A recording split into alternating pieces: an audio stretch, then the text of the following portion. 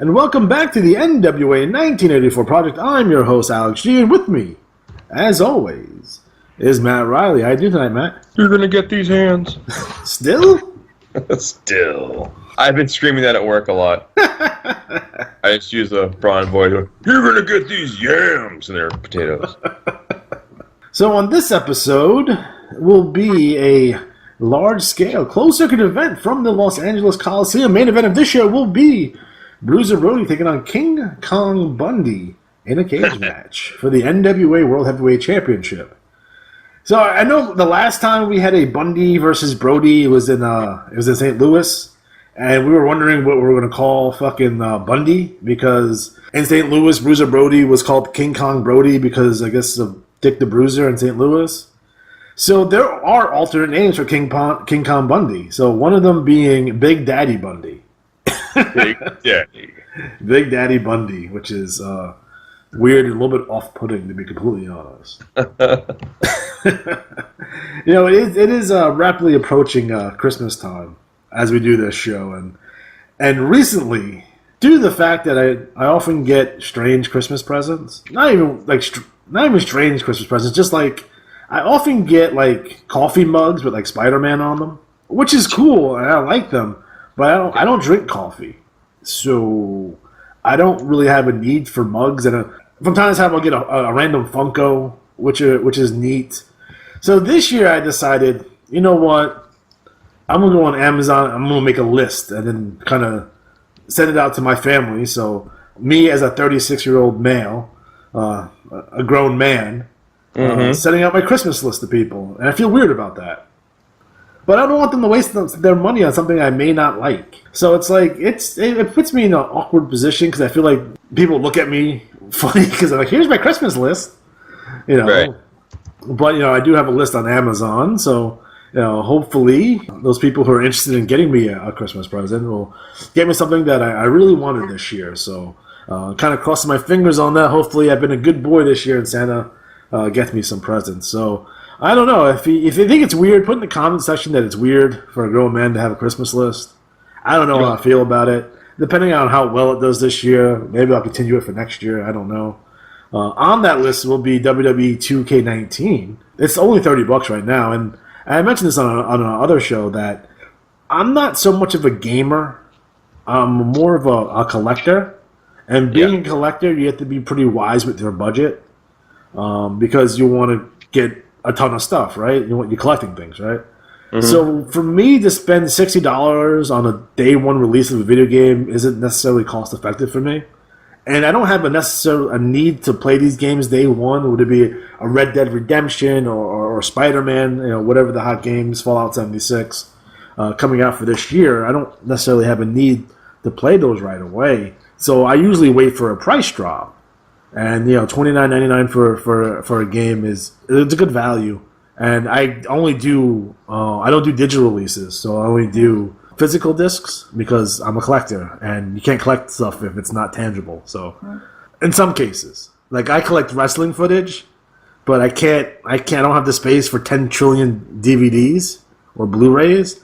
So I usually burn them to a hard drive, and I have 6 hard drives full of wrestling footage right now. And I'm acquiring more and more footage as the days go on. I just recently found one of my hard drives burnt out. And it was the hard drive that had all my Ring of Honor and all my ECW stuff on it. And I finally found 2003 Ring of Honor in my garage, the DVDs. So I re-put them back on my computer again. And I found all my ECW stuff. So I have all the ECW events. So everything from the Battle of the Belts to the very last pay-per-view. And I had them all with the original music. You know, they're all like VHS rips, so the quality on some of them are not the best, but you know, I'd rather have the music than watching them on the WWE Network without the music. Okay. Because the ECW, you gotta have like not having Enter the Sandman for the Sandman's entrance. It's fucked. You know, same thing with Raven's theme music and Tommy Dreamer's theme music, and having like the Gangsters come out and they're not coming out to their song, Natural Born Killers, which plays throughout the entire match.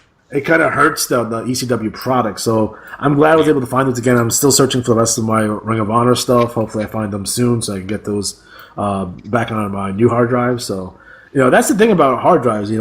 They tend to go unless you have a solid state drive, which I do for the internal hard drive on my computer now. But those are always dicey propositions too. And even when it comes to the family photos, it's you could burn them to a DVD, but DVDs they deteriorate too. So it's you can put them on thumb drives, you can put them up on the cloud, but the cloud can get hacked. Or what if all of a sudden the cloud's not there anymore? You lose all your shit.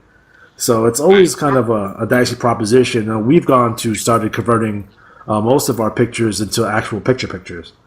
And getting those framed up or in albums, just so we have them. But this modern technology, you got to find your way around them. So it's always kind of interesting. So Matt, I know you've recently been watching a lot of Monday Night Raws as of late, and I feel sorry for you. I usually have the Hershey squirts on Monday nights, so I usually don't get an opportunity to watch Raw like that. But a lot of people have been saying the most recent Monday Night Raw was probably one of the worst Raws in the history of WWE. I debate that because there were some really bad ones in '95 as well. So what are your thoughts on the recent episodes of Monday Night Raw and the WWE in general? They've really been stretching. I think what's happening is we're seeing the probably final days of Vince. I just think the ratings are at such a point where it's you can't just keep rolling out Steph and Shane out there, especially when Shane's being used so poorly. Steph is okay, but it's just so done. They still haven't figured out the heel boss commissioner shit. No one cares about anymore. No, it's done. They don't. It's just lame, and the whole thing about let's walk out and yell at you and yell at me. Well, you guys are gonna have a match right now. I didn't see that coming. They don't schedule matches beforehand. They just go up to the building not knowing what they're gonna do. Build around it. Be tomorrow night we're gonna have Dolph versus Heath Slater for a shot at the IC title on the line. Make the matches mean something. But they get so caught up in this, he doesn't like tournaments. I don't care if he likes tournaments. His way doesn't work anymore. Vince McMahon has become the thing he's hated most, and that is Verne Gagne. You can literally compare him to Verne Gagne now. Just kind of out of touch. His sense of humor doesn't fly anymore. The whole Drake Maverick being himself stuff. Yeah. Lame. What are we, 5? There's 8-year-olds who don't think that shit's funny. Yeah. It's so stupid. It just turned me off to the entire product. I love their roster.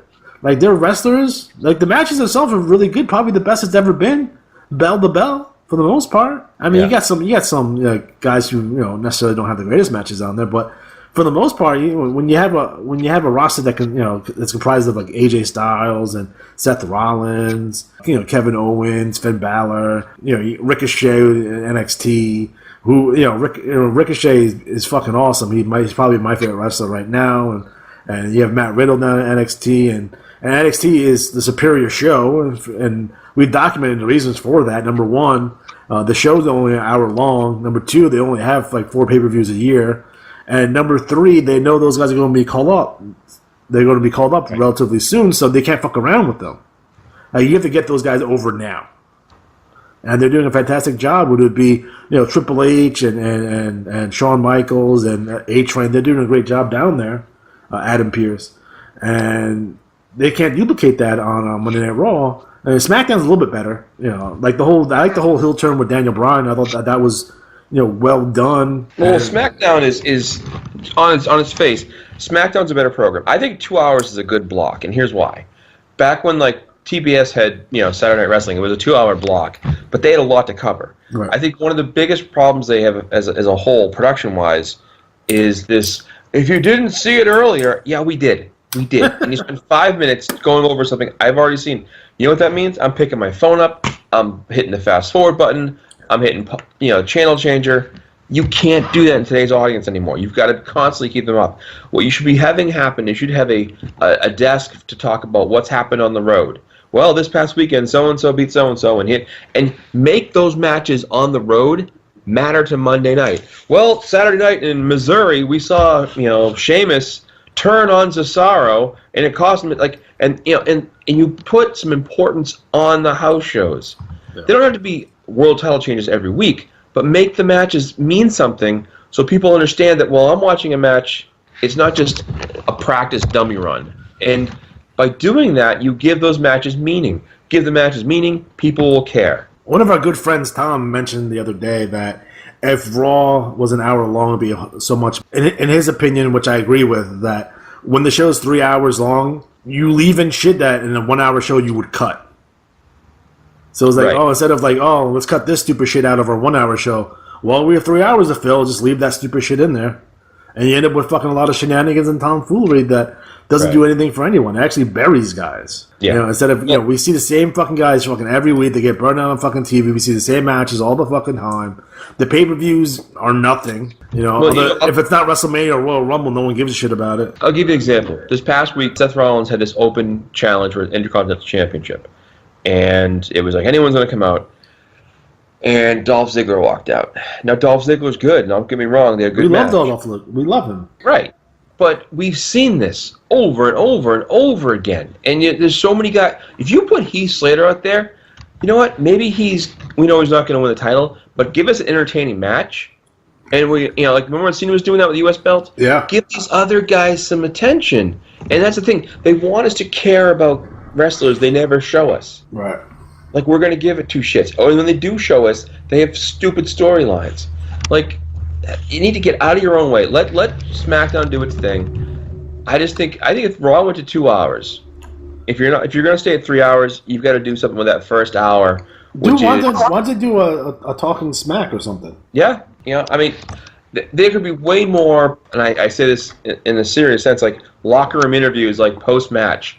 Because right now, the canned walking up to the monitor, standing at the monitor, I'm in the back, they just look stupid. Like, I love what New Japan does with the table, the conference. Yeah, the press conference, yeah. Right. You don't have to put fake guys to ask the questions. You can get internet Twitter guys out there to show up and say, look, we'll let you ask questions. Yeah. Just for certain guidelines, we don't want you to cross certain lines, but you can totally ask questions. What if they give us passes and said, you guys can go to the show and ask a question, we're going to call on you to ask Braun Strowman a question. Okay, fine, we'll do that. So you have that chance to legitimize press-wise those people in the audience. Yeah. It's just a way to make it better. And I think what they've done is they've gotten to the same old mold, where they just have the same production, same flow. NXT is a fast-paced hour because it's an hour. You get to cram everything in, and it's entertaining. I think if you're going to have matches that mean anything, and I mean matches that go longer than 10 minutes, like a short 5-minute match is a waste of time. Yeah. Even if it's a job match. There's just so much more they could do, and it's frustrating to watch because you see this and go, wait a minute, they have all this talent, and this is the shit they put out? To me, that tells me it's like a football team. If you go, or look at this example, the Celtics right now. The Celtics have all this talent. Yeah. And they're playing like shit. And you say, okay, is it the coach? Is it something else? What's going on? Well, you go through the thing and go, okay, the coach is good. We know the coach is good. The players are all good. What's happening? So, in terms of production for a television program, you'd say it's got to be good writing because the actors are known, the director's good. What's going on? So I think if you've got the same old, people are going to turn away from it. Yeah. And now you have options. You have New Japan's out there, Ring of Honor's out there. There's other options viable. And the rumors about a mysterious group coming up. We've talked on the show before about the ways to run or not run a promotion. Yeah. NWA's doing interesting stuff. You have MLW doing really cool stuff. AAA's out there. I can watch them on Twitch. CMML's TV, for the most part, has been on YouTube. You can watch those pretty much like a day after it happens. Right. The stuff they're doing in the UK is fucking fantastic. There's so many different options out there. And that's why I get kind of upset sometimes where, people will tell me, oh, wrestling sucks. I'm like, no, WWE sucks right now. Wrestling outside of WWE is very, very strong. They're doing like MLW is doing amazing stuff. I love their show. Their production is top notch, and their matches are all fantastic. Good promos. They're bringing a legend here and there to have them, and any promotion that has Teddy Hart in them is going to get a thumbs up for me right off the bat. So it's just the WWE product is lame right now. And that's the best way I can put it. It's fucking lame. The announcers are fucking shit. The production is shit. The show needs an overhaul. It's like we've been saying this for 3 years that the whole product is stale, and they need to make some big fucking changes. And hopefully, when SmackDown moves to Fox, we'll see some of those changes because I think Fox, the executives of Fox already have a fucking list of shit they want to change.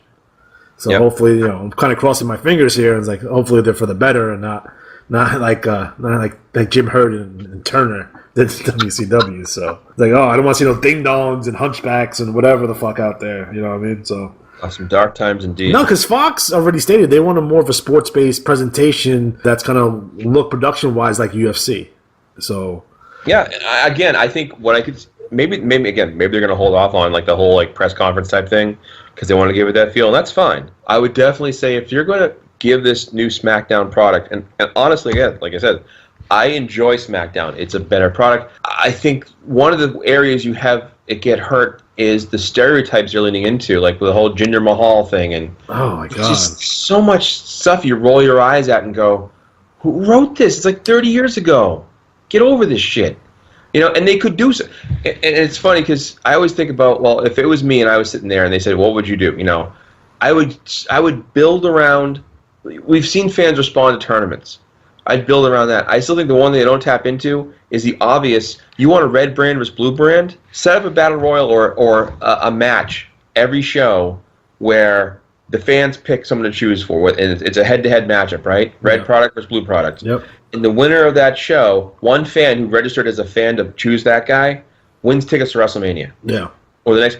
You would have people interested. Boom, boom, boom. Because there's no brand loyalty. There's no I'm a SmackDown fan and not a Raw fan. Although it's becoming that way because Raw's been so bad. But right. You know what I mean? No one's saying, I only watch Raw. Like, that doesn't necessarily happen. And that was always the problem with the brand split anyway, because you're not giving them anything different. It's just the same show, just with different colors. Right.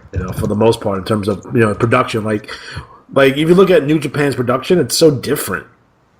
Yeah. And, it's weird how it works. Like, everything kind of starts in Japan and then goes through the indies and then eventually ends up in WWE, and then the indies go back and copy WWE. It's so bizarre the way that works. Yeah. It segues to my next point that I want to talk about. I want to talk about, because you were around at the time, kind of the death of the territories and the rise of the independents. And in the late 80s, I mean, there was always outlaws out there, right? There was always outlaw companies, companies not affiliated with the WWF or AWA or the NWA. Those guys always existed. The Paphos ICW, or the IWA. There's always been companies out there who are unaffiliated. But the rise of the modern independent really kind of started, as the territory started dying out, and we saw all these indies kind of pop up. And I guess some of your more notable independents that popped up during this time frame would have been, Joe Pedicino and Global, Jim Cornette's Smoky Mountain Wrestling, Joel Goodhart's TWA, who eventually would kind of rejigger and become ECW, ICCW, one of your favorite promotion, I know that. How many times did they show that Kerry Von Erich fucking versus Ric Flair match on TV like in 1992? Just fucking showed it all the time for some reason. And that weird Rick Rude versus Honky Tonk Man feud that they never had a match for. It's fucking bizarre. But you had like NWA New Jersey with Dennis Corluzzo, and you had a lot of stuff going on. And you go back and you hear interviews with these guys, and they all say the same thing. It's like, we didn't like the way that WWF was doing what they were doing. We didn't like the way that WCW was going. So they went out there and made their own brand of wrestling. And eventually that brand of wrestling ended up, eventually kind of leading into ECW, and a lot of the ECW elements led into WWE, which is interesting to me because ECW to me was always kind of a mixture of Mid-South wrestling and Memphis, kind of mixed together. So It's like it eventually made its way to the WWE. WWF at the time. But if you look back at the early independents, it wasn't like the independents today. The early independents, because all these territories were drying up and they're all gone, you would see like big name stars like on these little shows. So like your first generation like indie workers were like your Greg Valentines and Honky Tonk Mans and Bundy and obviously Brody was like your first generation independent guys. And eventually, some of them ended up working with schools. Kowalski School being a big proponent of that. You had the Monster Factory. Sure. You had the power plant down in Atlanta. So, in the independents there was always independent hotspots. So it would be the Northeast, New York, Boston, New Jersey, And then you would have Atlanta would always have a fucking shitload of fucking indies, and then Florida would have their indies, and then there's not a whole lot of independents in Texas right now that I know of that are relevant. There's some growing over there, but I'm surprised there's not more over there. I mean, Global was based out of Dallas, but that was more of an Atlanta promotion moving to Dallas, but that's a whole other fucking show talking about Global. Then you had like Herb Abrams UWF with Herbo Turbo.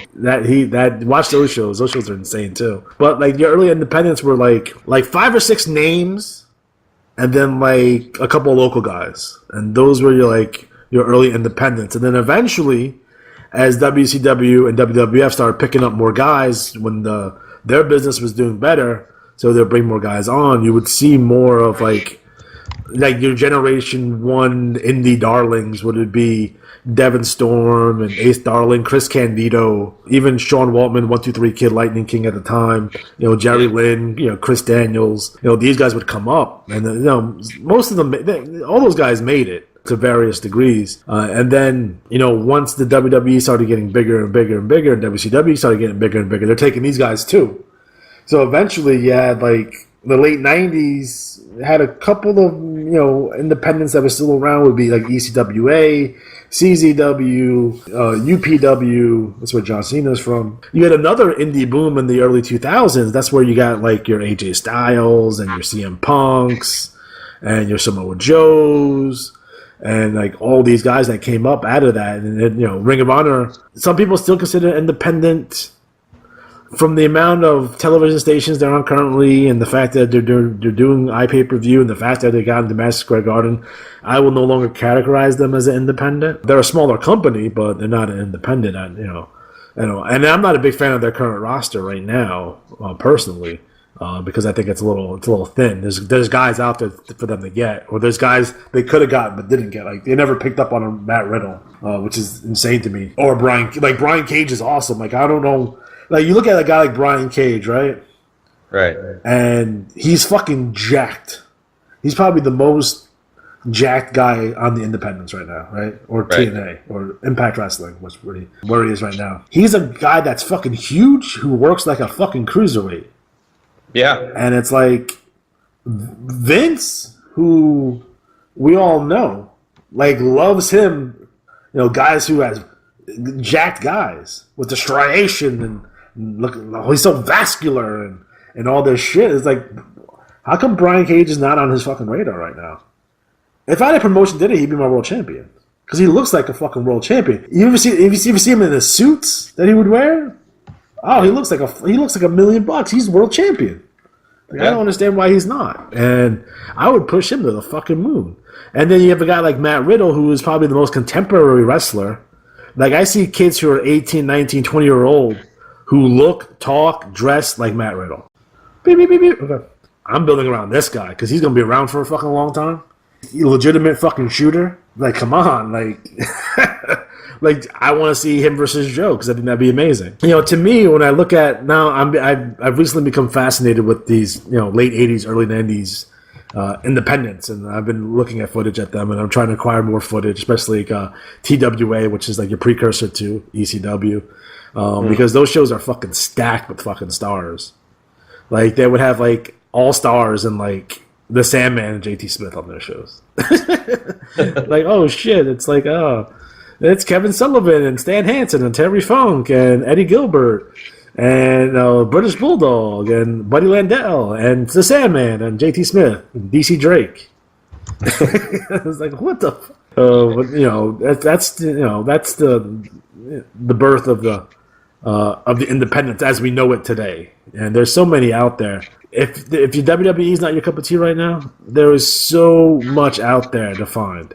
Find a promotion that you like and support the shit out of it because they need your help. You know what I mean? I think one thing they miss at WWE is they miss the boat that there's I think they often are under the assumption that because they're the king of the hill, there's no competition, and it's actually not the case at all. No. Because again, we talked about the influencers. New Japan, like think about this, right? Think about the roster right now in WWE. Yeah. Think about it 10 years ago, and how it dropped off the face of the earth, and now it's come back, and we've got and I think the thing is they need that top tier rival to help push themselves. And rivalry's good. Like, we're kind of sitting here crossing fingers that Sinclair actually puts some real money into Ring of Honor.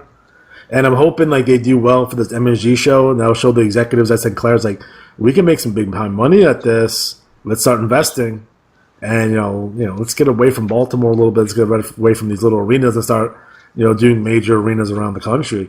And getting on, would it be a local syndicated network, that extends past the Sinclair syndicated network? Let's get on cable. We're seeing if this Tribune deal goes through. That could be Ring of Honor on WPIX, which I know for some of you who are not in New York, it's not a big deal, but it's a big station out here.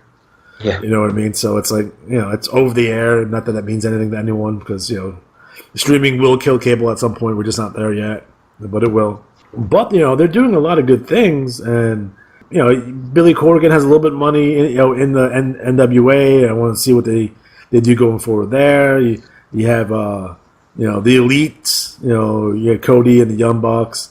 The rumors out there that they're starting up a promotion. We'll see how that goes in the future. Along with, I heard that we're doing it with Jim Ross too. Which you can say what you can about Jim Ross, but as a wrestling executive, he's probably towards the top. There's not a lot of guys who are at that level that are around. So, I definitely see them being a big deal if they do it right. And then you have New Japan, and in New Japan they tour all over the world too. So, keep that in mind. They got some money behind them as well. So. And they're a legacy company. They've been around since 71.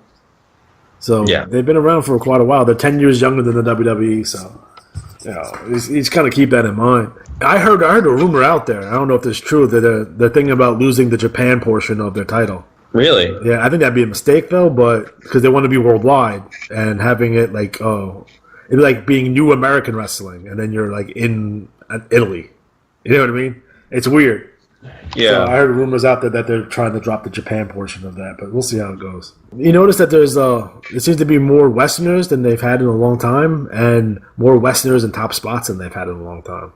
If they're going to try to run America, I've been saying this forever, and I think they should go back. One of the things that they should do for New Japan is go back and redub a lot of their big pay-per-views or some of their bigger matches in English. Because they got footage, man. They got fucking Hogan versus Dusty Rhodes matches. You know what I mean? They got fucking footage. Yeah. You know what I mean? And I think the biggest barrier to entry for New Japan for someone who's in America, just the way, us as Americans are, we don't like watching stuff in other languages. We're not necessarily a big fan of subtitles. We like to have that American commentary on them. And, go down to Louisville and get fucking Jim Cornette and Kevin Kelly to fucking announce these shows. I will say, I used to enjoy watching AAA. Or CMLL when they'd have like Jack Evans on cutting a promo and there'd be subtitles in English. Yeah. I love Jack Evans. He is super underrated. I wish he was still in like Ring of Honor. I wish I could still see him in the States because I thought he was fucking amazing. So fantastic. Next up is our wrestler spotlight. We want to start off with one of your all-time favorite, Matt. Ox Baker. Fact of the matter is, he is barred right now from competing here on television. 6'5", 311 pounds, Ox Baker. This is a great organization, and the first thing they do, they say Ox is too brutal to be on TV. But they can't stop me from going to these house shows. They cannot stop me trying to get that $100,000. Now, I've got this heart punch. 2 men in wrestling have died from this punch, and I can tell you, for $100,000, I can take this Jap with that chop of his and this hard punch, and I can promise you 100,000 big ones. I'm going to knock down a few people, and if they try to get up, I'm going to kick them right in the face. Well, he's big enough to do it, too. That's the unfortunate aspect about this man. I want to cut your head, you little runt. You come up there and take a couple punches upside the head. You're not tough enough for Ox Baker. I'm going to shave your head. I'm going to embarrass. You're just a little runt, a little pig spit. You call yourself the buzzsaw. Garvin, you've never felt this here hard punch on TV. You little sawed-off runt. You ain't going to do. Wait a minute. What have we got going on here? Ox Baker charging into the ring against Ronnie Garvin, and Garvin exploding. And so is Ox Baker. Ox Baker, 6'5", 311 pounds. And here's 6 going here. Forget about the rules, regulations, and what have you. And again, it's Bob Roop charging the ring. And wait a minute. Brown Star has just gone over there. And Ronnie Garvin.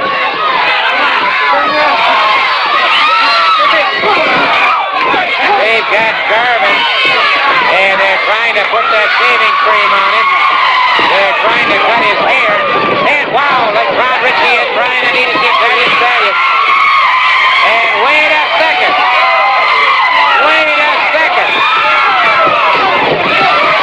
They got part of that mutton. They got part of the mutton chops. They got part of the mutton chops that, Yes. Ox Baker. I just remember him writing the articles of, it's one of the wrestling magazines where he had this little article every month, and it would be like, "Wham! Can your heart stand it?" And I actually met him a couple of times. Nice guy, right?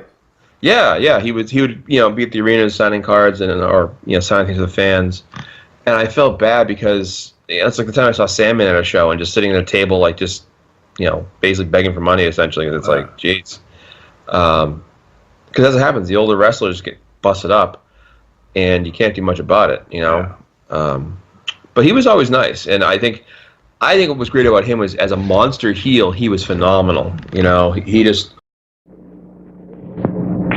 Well, ladies and gentlemen, we have a unique, loquacious, very interesting person with us today, and the man has been all over the world. He's wrestled everywhere, and he certainly is a man he's a style maker. He does his own thing, and it seems the rest of the world just follows him. May I introduce Mr. Ox Baker? You know, the other night, my opponent, they carried him to the dressing room after I knocked him down. He was crying and moaning. He wanted someone to touch his body. And I said, "Don't worry, fella. You wrestled the best there is, the fantastic Ox Baker. 20 years ago, this man here knocked me down and said, 'Ox, you're going to have to learn.' So I got this hard punch, and for 20 years, I've been knocking people down. And I've been enjoying every minute of it. Now, there's a new era of wrestling, and Ox Baker, again, has to prove he's the greatest wrestling machine put together. Now, these young kids, you seen this little musclehead was out here a second ago. He's showing his muscles to all the goofy women out there. Well, I don't show my muscles to anybody. I don't go out to the snotty-nosed kids and sign their autographs. I go out there and beat somebody up. I've learned it for 20 years to knock somebody down and then kick them in the face to make sure they stay down. Yes, wrestling is a tough business. And if you don't want to put out, if you don't want to lose a tooth the odd night, 19 teeth were knocked out of my mouth the first year that I wrestled. But did I quit or go home to my mother and do the dishes with her? No. I stayed in wrestling because I like to beat people up. I stayed in wrestling because I could prove to myself I could get arrested for what I do inside of the ring if I did it outside of the ring. But I do it in a square circle. I don't care if these muscleheads, these good-looking kids with their medals, all I tell them is, if you want to get knocked down, if you want to get punished, if you want to feel this hard punch upside of your body, then step in the ring with Ox Baker. I wish you still had your trunks. But I want to tell you people something. This is a new era of wrestling, and Ox Baker is still here. Yes, they say they got some tough competition here. I could name 100 names, but I'll tell you right now, the toughest man in wrestling is standing right in front of this TV. And if I have to prove it, if I have to walk over somebody's body, if I have to knock somebody down and rip a tooth out of his body, that's exactly what I'll do. Because one thing that Ox Baker has been doing for 20 years, and I'll do it for 20 more years, and I want you all to listen. I don't want you to turn your TV set off. I don't want you to get your comic books as peanut butter. I love to hurt people. I think he does, and thank you very much. You've heard from Ox Baker, ladies and gentlemen. Thank you very much. It was so much fun to watch. I don't think there's anyone on the planet that looked more like a wrestler than him. Like, his look is fucking insane. With the eyebrows that fucking stick out and the big fucking mustache. And, he had a catchphrase, I love to hurt people. And Yes. he was in Escape from New York. Yeah, that's right. He was the bad guy in the wrestling scene. Yeah. So The baseball bat to the back of the head. Whoops. And it's funny when you go through his career, which we'll go through shortly. He passed away in 2014, unfortunately, at the age of 80 in Connecticut. So he's by you. He's up there near you. So Of the last few days, Jimmy Hart. Let me tell you something, man. This has probably been the wildest, craziest week of my entire professional career. Everything seems to be crumbling down on Jimmy Hart this week. Let me tell you this right now, baby. One of the best wrestlers I've ever had in my life, a man that's been with me for 2.5 years, the Dream Machine and Pork Chop Cash, the Dream Machine in a match Wednesday night against Jackie Fargo's Fabulous Ones, got his ankle broke, okay? And now, that's right, you people laugh because you see, you people are sick, baby. You people are sick, man, to clap and cheer over a man being in a hospital in Nashville, Tennessee with pins in his leg and a cast all the way up to the knee. He might be out 9 or 10 months with a broken ankle. Well, let me tell you something, Fabulous Ones, and you can bank on this, baby. Whatever it takes, whatever I have to do, the family will get even. You know what I'm saying, baby? He who laughs, laughs, will laugh the loudest, and Jimmy Hart will get the last laugh. I'll promise you that. But one other thing I want to talk about today, ma'am. How many times have I stood out here and I've said, hey, I've got the man that's going to take Jerry Lawler out. I've got the wrestler that I brought in, baby, that's going to get rid of the king once and all. Tell me, how many times have I said it? You've said it. I can think of many, many times. You're right. Probably 100 times, maybe 200. But somehow or some way, the king always comes through. Well, baby, my search is over because, this week I did a little bit of phone calling, and my phone bill is about $800. I'll tell you that right now because this man is hard to find. This man is hard to get because, you see, everybody wants him because he is a star, or should I say a superstar in professional wrestling, and his name is Ox Baker. Ox, the Heart Punch Baker. You know why they call him the Heart Punch? No, why? Well, I thought you would never ask. Well, I'll tell you why, baby. Because, you see, he's taken two men out permanently, a man by the name of Ray Gunkel and a man by the name of Alberto Torres. Why don't you ask them what the Heart Punch could do? But, you can't ask them because, like I said, you'll have to ask their families because they're no longer with us. But what I've got right now, baby, I've got a little film clip. The man was in a movie called Escape from New York. And I can sit and talk about how big he is and how bad he is, but look how big this man really is. Roll the film upstairs, brother. Roll the film. There you go. Come on, roll the film. They're getting it set up right now. The guys upstairs are definitely asleep, but this is worth waiting for. Escape from New York, Ox Baker, a superstar in professional wrestling.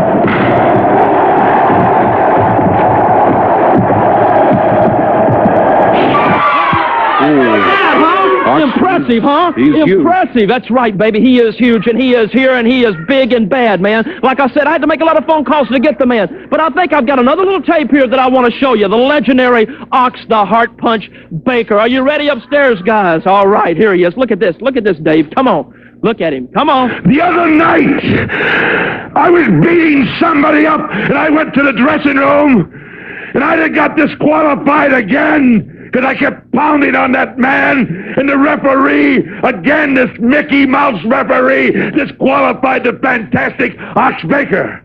I got a call from Jimmy Hart, and he said, Ox Baker, I heard that you got a go in life, that you like to beat people up, you like to torture people, that you've killed 2 men in the ring. Yes, that's all true.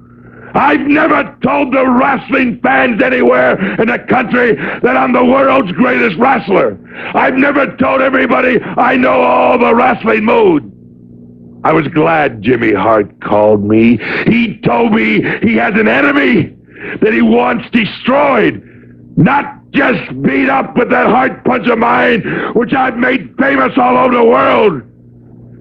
I love to hurt people. I love to get in the ring and watch them fall down, and like the two men that I killed. You know, their wives asked me if I apologized to them about their husbands. Their husbands were not in shape. And Jerry Lawler, if you're not in shape when you step in the ring with Ox Baker, and when I raised this heart punch, two men never went home to their families after I hit them with them. I'm famous for the heart punch in death matches. Two men didn't make it home after I hit them with this heart punch. Last week I ripped a tooth out of a man's mouth. I like to beat people up. And Jimmy Hart, I hope the people thank you for bringing the fantastic Ox Baker. People of Memphis, people of the world, you might not know me when I stepped in front of this TV, but when I finish up in Memphis, you're going to forget about Elvis, you're going to forget about Jerry Lawler, and the only thing you're going to think about is Ox Baker. Because I love to hurt people, and Jerry Lawler, I'm going to hurt you. You should thank me for bringing in the greatest athlete in the world today, Ox the Heart Punch Baker. What's the matter, Lawler? Your knees knocking now, Lawler? I know they are, because like I said, I've tried for a long time, but I promise you, Ox Baker will take you out, baby. Eddie Marlin, you better get ready. You better get the stretchers, because from now on, everybody's going to be carried out. That's going to be a promise from me to you. So Ox Baker was trained by Buddy Austin, Pat O'Connor, and Bob Geigel. He debuted in 1964. His finishing maneuver was the heart punch, which Dan Stasiak did steal from him, by the way. So just wanna. That's a bitch. No, he would wear a T-shirt that says "The Great Heart Puncher" on it. So in 1967, Baker worked in the WWF as the friendly Arkansas Ox. He teamed with Armand Hussein in a handicap match versus Gorilla Monsoon. He would go around to different promotions around North America, including Stampede Wrestling, WWC and Continental, the AWA, and the WWA. Viendo aquí a mi lado un marco que significa la verja o la jaula con alambre de púas que estará rodeando el cuadrilátero en esta lucha entre el Invader y Ox Baker.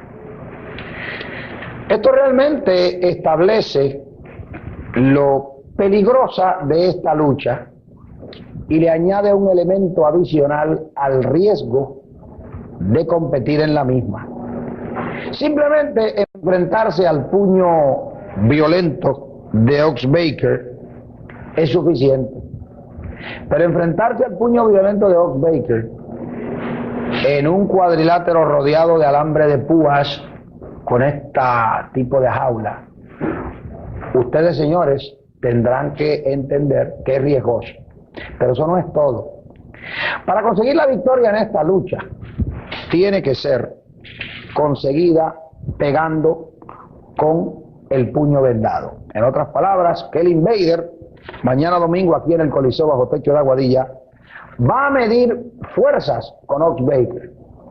¿Cuál de los dos puños es más potente? Será la prueba que estará en juego mañana. Aquí yo tengo a Ox Baker, el hombre que estará precisamente ahí detrás de ese alambre de púa. Mr. Baker, you're looking at the barbed wire cage you're going to be in tomorrow in Aguadilla. You know, finally the people of Aguadilla get to see something. Dice que por fin la gente de Aguadilla van a ver algo. They see me hit the Invader on TV. Dicen que ellos lo vieron a él pegarle al Invader aquí en la televisión. But they never got to see him knock me down in person. Pero dice que ustedes no tuvieron la oportunidad de verlo a él cuando lo chocó en persona. But tomorrow afternoon, that all changes. Pero mañana por la tarde todo eso cambia. They're going to put us inside that ring, Ricky. Dice que lo van a poner a ellos en ese cuadrilátero. They're going to put this barbed wire around the top of the ring. Dice que van a poner este alambre alrededor del The cuadrilátero. Invader, you cannot get away. El Invader no podrá escaparse. And I've got another surprise for him here, Ricky. Y dice que él tiene otra sorpresa para el Invader aquí. What's the surprise? I'm going to double wrap this hand here. Dice que se va a doble vendar That means, Ricky, el puño ese. that I can hit him a lot harder. Dice que eso quiere decir que le puede pegar más duro. And Invader, the last time that I hit you, Dice que la última vez que él le pegó al Invader, you spent 2 months in the hospital. él estuvo 2 meses en el hospital, el Invader. 3,000 people came to visit you. Dice que 3,000 personas vinieron a visitar al Invader. Well, the next time they visit you, Invader, Dice que la próxima vez que visiten al they're going Invader to be crying. estarán llorando. Because tomorrow I'm going to drive this heart punch into your body. Dice que mañana él le va a enterrar ese puño en el cuerpo al Invader. There's going to be a lot of people screaming. Dice que va a haber mucha gente gritando. Because I just don't want to knock you down, Invader. Porque dice que no, simplemente no quiere chocar al Invader. I not only want to hurt you a little bit, Dice que él tampoco quiere lastimarlo un poquito. I want you to be able to talk to your old friend Alberto Torres. Dice que él quiere que el Invader pueda hablarle a su Because amigo. tomorrow afternoon, Invader, Porque mañana por la in tarde, front of all them people, enfrente, behind this barbed wire, detrás de ese alambre de púas, I'm going to raise this double rack, dice que él va a levantar ese puño doblemente and vendado. I'm going to drive it into your body Lo va a enterrar en el cuerpo del until Invader you don't move again. hasta que el Invader no se pueda mover jamás. Señores, es un hecho feo. Ox Baker and his tag team partner, The Claw, were wrestling in an AWA Midwest Tag Team Championship match against Alberto Torres and Cowboy Bob Ellis in Nebraska. Torres was injured during the match and died 3 years later. To get heat, Ox Baker proclaimed that he killed them with the heart punch.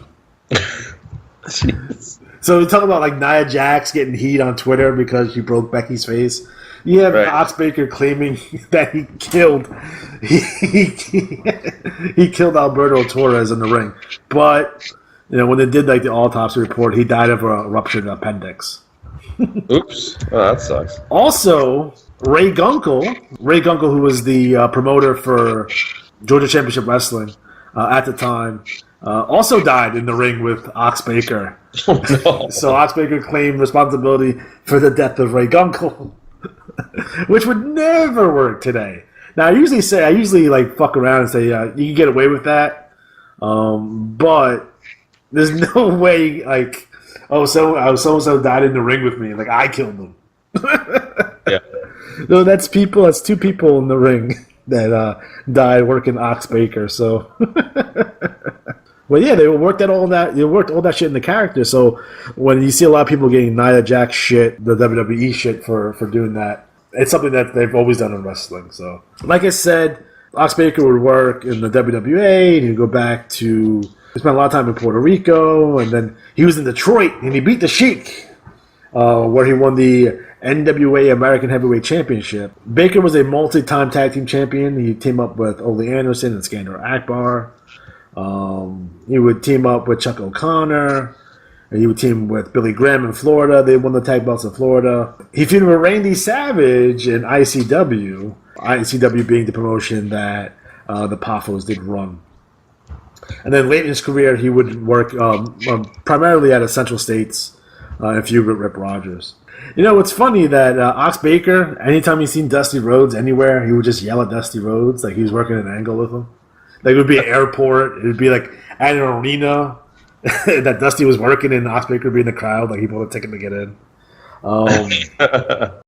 If you want to get ahead in this world, the way to do it is you got to build a better mousetrap. Well, we're building a rat trap, and the rat trap that we built is that ring. And the rats that we're going to trap in that ring are Bugsy McGraw and Charlie Cook. You know, I get sick and tired, and I know that Ox feels the same way. Now, these guys jumping us from behind because they know as individuals they don't possess enough ability to go out and defeat us head on. So they're continually jumping us from behind. Well, the way to remedy that situation is to get the two rats together, and we'll do a number on them. Right, Ox? Bugsy McGraw, you dirty sneak! You couldn't stand to see me beat up on Charlie Cook, so you snuck in that ring and you jumped me from behind. But I'm going to tell you one thing, Bundy McGraw. I'm going to put this hard punch on you. I hate you, Bundy McGraw, and I'm going to hurt you real, real bad. I've got the assassin. He's going to... You dirty sneak, you. Ox Baker did open up an Ox Baker's wrestling school, and he trained the students that include Mark Calloway, known as The Undertaker, and Brian Clark, who was... Adam Bomb? Adam Bomb, yeah. Like I said, he would always confront Dusty Rhodes as recently as 2004 at a Best show for Ring of Honor. He was yelling at Dusty Rhodes. He also made an appearance at CZW in 2007 and Cage of Death 9. So Ox Baker was in a couple of films. He was in Jackie Chan's The Big Brawl in 1980 and Kurt Russell's John Carpenter's Escape from New York in 81. So he was also a contestant on The Price is Right. So you can see that on YouTube. Who's going to join us next? Bob, it's going to be Douglas Baker. Come on down. You're the next contestant on The Price is Right.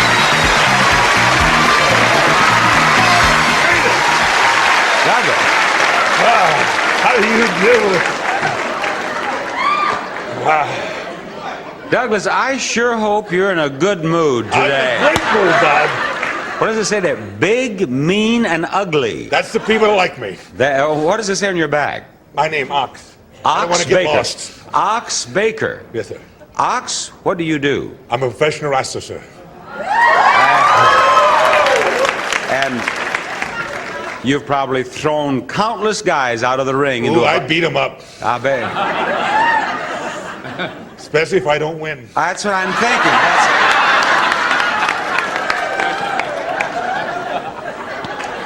Ox, if you don't win, I want you to pick up the producer and throw him clear through the wall. Okay? Yes, sir. All right, Ox, then we'll go on. Here comes the next item up for bids right there. It's a new wall clock. This Hamilton Railroad regulator-style clock is fashioned from solid oak, features an 8-day key wind with Westminster chimes. Truly a conversation piece from the Hamilton Watch Company.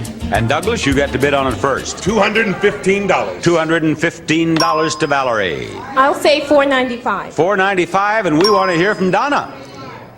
$150. $150. How about it, Rosalie?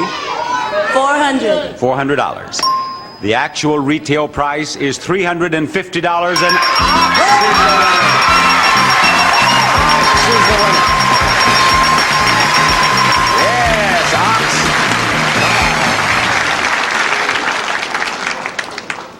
Now the best two-looking men in the world are on this stage right now. You took the words right out of my mouth, Ox. Now, Ox, I want to give you all of these prizes. I really do. A range, a wicker desk and chair, a stereo, and a Franklin fireplace. First, this early American-style Franklin fireplace with energy-saving glass doors makes a beautiful addition to any decor. It's made of solid cast iron by Atlanta Stoveworks. Second is a range. A Tappan self-cleaning convection air gas range designed to save energy. Featuring automatic pilotless ignition, automatic digital clock to start and stop the oven automatically from Tappan. Next, a wicker desk and chair.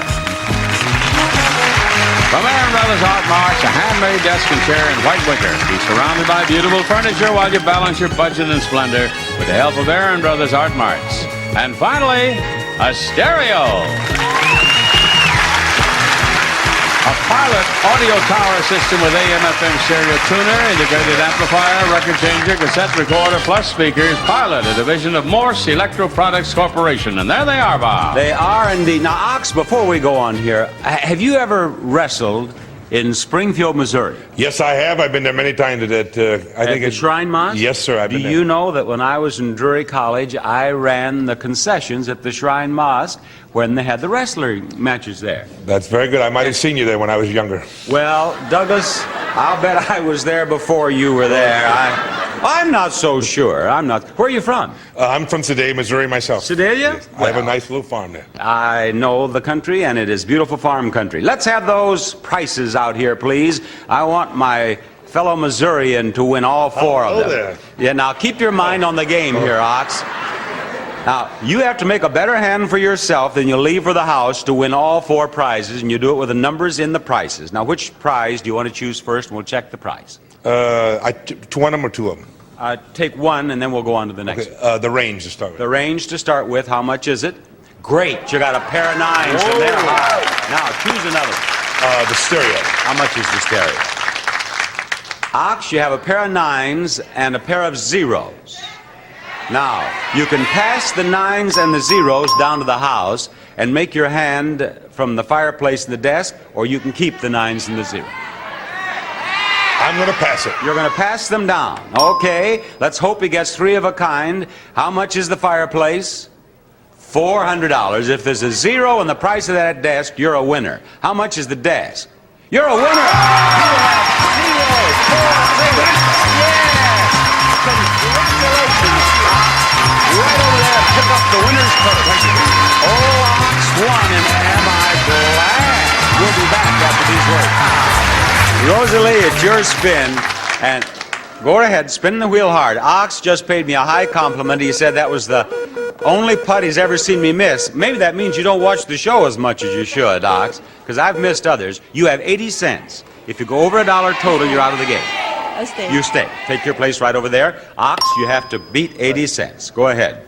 But I've kept track recently, go ahead and spin it, how many putts, because you'd be surprised how much mail I get. People say, you push it, you're pulling it, you're looking at the girl instead of the ball.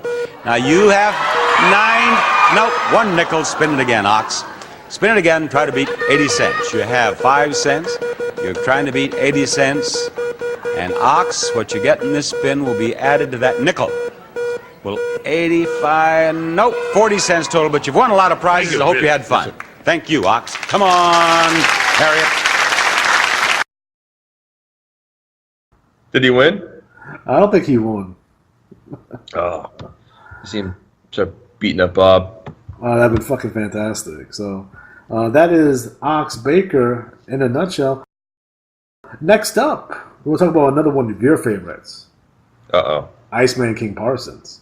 Explain it to the wrestling world. See, your heart ain't big as a mustard seed. You couldn't bust a grape if you fell on it head first, you rooted poo. Have mercy.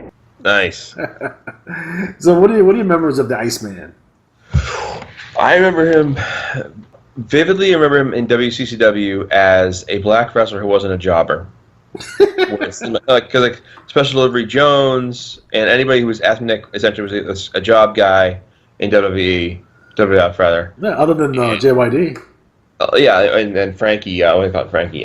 Coco Beware. Beware, thank you. Coco Beware is super fucking underrated, by the way. What I liked about Iceman Parsons is he was such a badass. He wasn't like, nice. He was a bad guy, and he was a good bad guy. And I enjoyed Iceman Parsons. The final match was made. It was to be Chris Adams and Savannah Jack against Steiner and Sting. However, the jilted Iceman came to the ring to protest. Savannah Jack!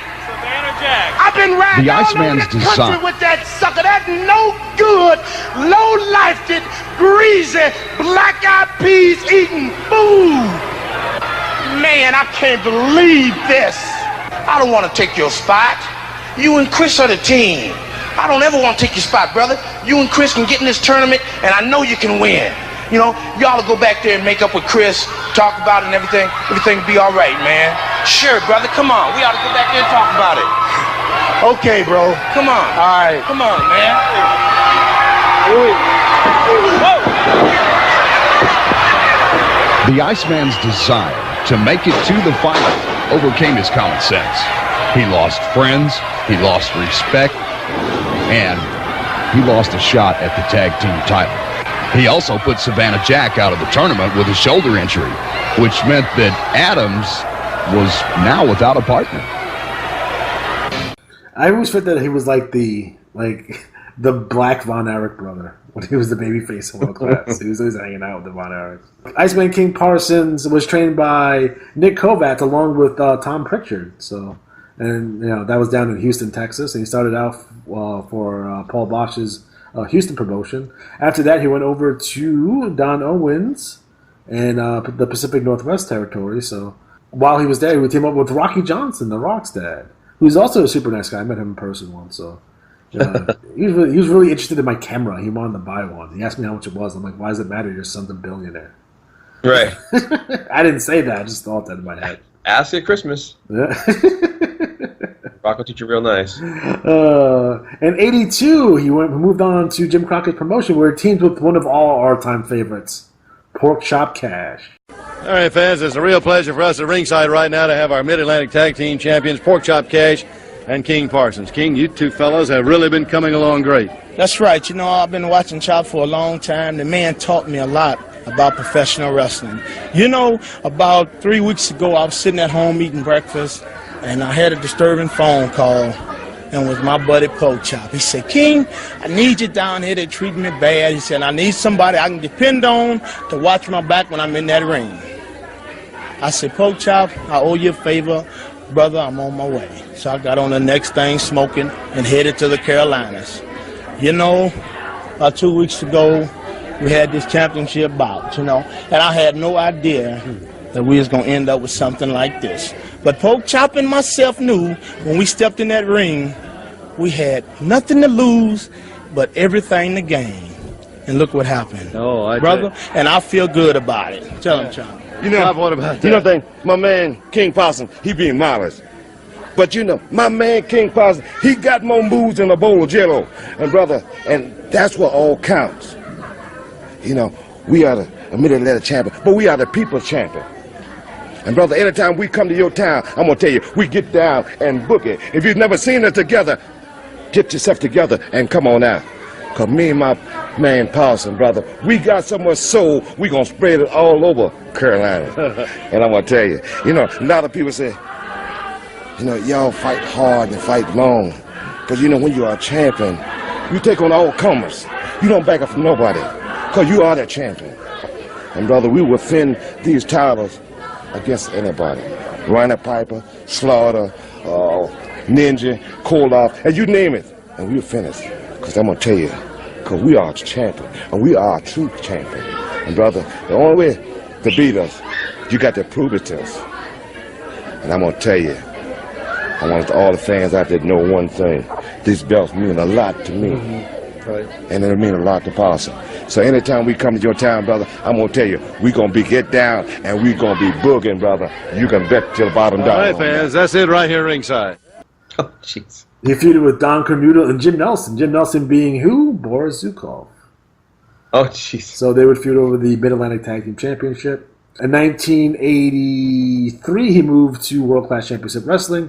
He feuded with the One Man Gang and Chris Adams, and then eventually he went on to feud with Buddy Roberts, who cut his hair. They did the whole fucking. They didn't use scissors. They used the fucking Freebird hair cream, which is like Nair.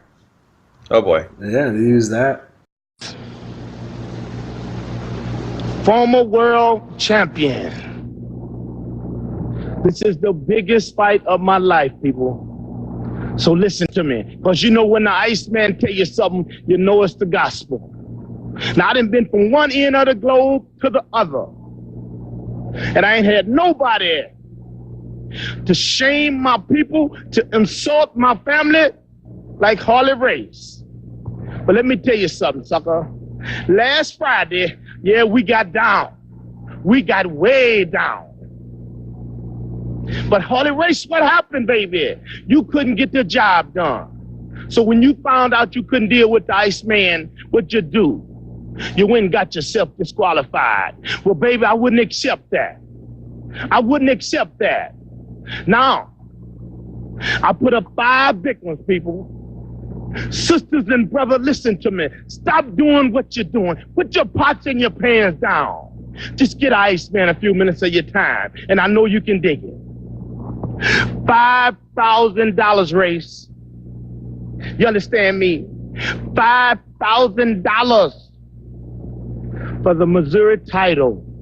Well, brother, you know I'm Missouri bound. I was born there. I bred it there. And when I die, I hope it be right there in Missouri. I'm coming, Harley Race. I'm coming. Have mercy. You went and set Skandor Akbar on fire, so that's nice.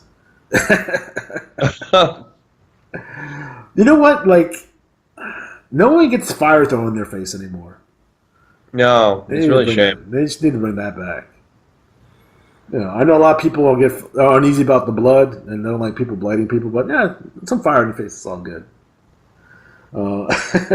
That's right. He formed a tag team with the worst person in the history of the world, Buck Zumoff. They formed Rock and Soul. Fucking rock and roll Buck Zumoff. Oh, fucking. Did he beat a woman up and all that stuff? He's a pedophile. Yeah, that's not good. He's in jail forever. And if you look at Buck Zumoff, we all should have known that. Right. Like, he got a Chester face. Like, oh. I mean, so it's like, ugh. After that, he went down to the UWF, and he feuded with Chris Adams and Savannah Jack. For reasons unknown to me. You know, a lot of people said that, you know, Watts and the UWF were always looking for a replacement as for the Junkyard Dog. They wanted to really push another black guy on top because he was so successful with them. And I wonder why he didn't go with Iceman on this. Like, he went with like Master G. Eventually, he turned Butch Reed babyface and tried it. That didn't work out too well either. They should have just went with Hacksaw Jim Duggan as their top babyface, but he wanted to recapture that JYD magic, and I think he could have done it if he really pushed Iceman King Parsons. I think he could have probably took that spot because they're very similar. They're different but similar. They have a similar style. I think the people would have got behind him. You know, in '87 for Ken Mantell's Wild West promotion, he did join the Freebirds. So he joined Terry Gordy and Buddy Roberts after Michael Hayes left the Freebirds. So there's a certain point in World Class where it becomes unwatchable. I think that's somewhere around 1987, by the way. The Eric Embry years? Before that. I like Eric Embry too, by the way. That the this is like post like when Rick Rude had like the world title. Like this is like when oh man. Like Dingo Warrior ever? Yeah, I guess you can say that. Dingo Warrior era. It just got fucking awful. Like Fritz's heart attack, Angle, this is just gross. In the early 90s, he moved over to Herb Abrams' UWF, where he feuded with Matt, your favorite manager of all time, or your favorite wrestler of all time, Colonel De Beers. Oh, jeez. He was pro-apartheid, folks. That's something you could not do today, is the pro-apartheid Colonel De Beers. You know, he would do matches where he would, feud with black wrestlers, and the stipulation where he has to paint black wrestlers white. Like, Vern, what are you doing? Like, stop doing that. He went over to Global to reform the Blackbirds, who was managed by the witch Dr. Baboose, and won the tag titles. And they would feud with the Ebony Experience, who were the Harlem Heat. Brickhouse Brown. No, Harlem Heat. Who? Harlem Heat. Booker T, Stevie Ray. They were in Global. He also did some time over in the USWA, where he's managed by Skandor Akbar and Percy Prindle. Yeah, he's basically retired at this point. He's on the convention scenes. He does pretty well with those. So he retired in 2005. So I think Iceman King Parsons is someone who's underrated because he never got that WWE run like some of the other guys got. I wish he did because I think he would be remembered fondly. I can see him being in a tag team with like Coco. Nice. Probably in a hillbilly gym spot. You know what I mean? Kind of upper mid card, perhaps. Not IC level, but maybe a rung below. Jim Duggan. Yeah, Jim Duggan level. We talk about with our buddy Kendall about who would make the best black heavyweight champion in the '80s. That topic always comes up. We talked to Kendall. Yeah. My pick is Butch Reed on that. But there's I think Ron Simmons was a good choice at the time. So, but I'm a big Butch Reed fan. So, my pick is Butch Reed. Okay. Or Pork Chop Cash. Pork chop cash. He's underrated as he could. He was like, you ever seen? He did jobs for WWF like in '88, looking fucking jacked as all fuck though. He was fucking a huge guy. But, was he as big as Al Snow? You seen those pictures of Al Snow recently? He looking big, looking like he's gonna have another run. You know, he bought OVW. Oh, did he really? Yeah, he owns OVW now. All that head money? All that head money. All right, guys. So we are